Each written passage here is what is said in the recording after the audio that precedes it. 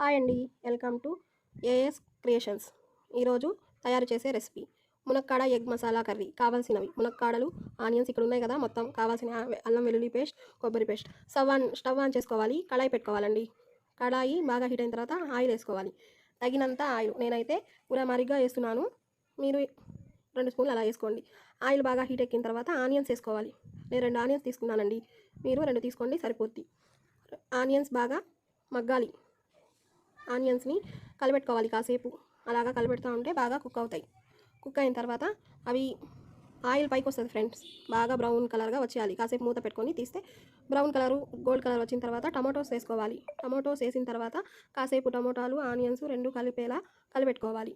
రెండు కలిసిపోయి బాగా కుక్ అవ్వాలండి. టమోటాలు కుక్ అవ్వకపోతే బాగుండదు. కాసేపు అలా మూత పెట్టుకున్న తర్వాత టమోటాలు మగ్గుతాయి. మూత తీసి కొంచెం సాల్ట్ యాడ్ చేయాలండి. సాల్ట్ నాకైతే 2 స్పూన్లు వేసుకున్నాము. అల్లం వెల్లుల్లి పేస్ట్ వేసుకోవాలి. టమాటాలు మెత్తగా అయిపోయిన తర్వాత కొబ్బరి పేస్ట్ వేసుకోవాలి 2 స్పూన్లు. పచ్చిమిర్చి ఒక 2 వేసుకోవాలి. వేసుకొని మసాలాని బాగా ఫ్రై చేయాలి. బాగా రెడ్గా రావాలి ఫ్రై.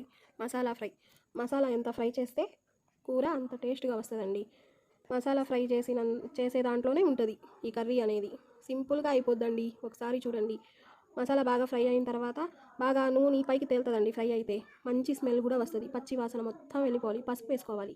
పసుపు వేసుకొని మసాలా మొత్తం కలిపేలా చూసుకోవాలి. పసుపుని కలిపెట్టుకున్న తర్వాత మసాలా అంతా పసుపు కలిసిపోయింది. ఇప్పుడు కారం వేసుకుందాం.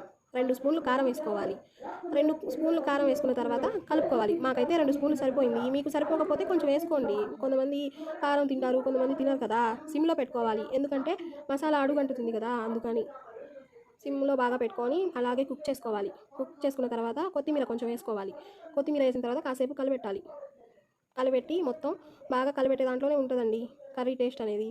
కొత్తిమీర వేసి అయిపోయింది, కలిపెట్టేసాం. ఇక్కడ మునక్కాడలు తీసుకుందాం. మునక్కాడలు ఒక 3 తీసుకున్నాం. 3 తీసుకొని కట్ చేసి వేసుకుందామండి.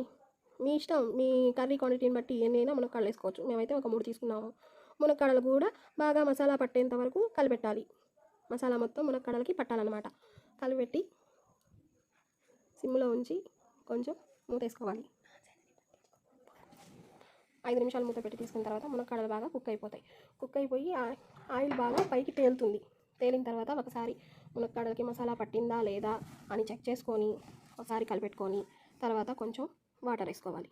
వాటర్ ఎంత పడుతుందో అంత తగినన్ని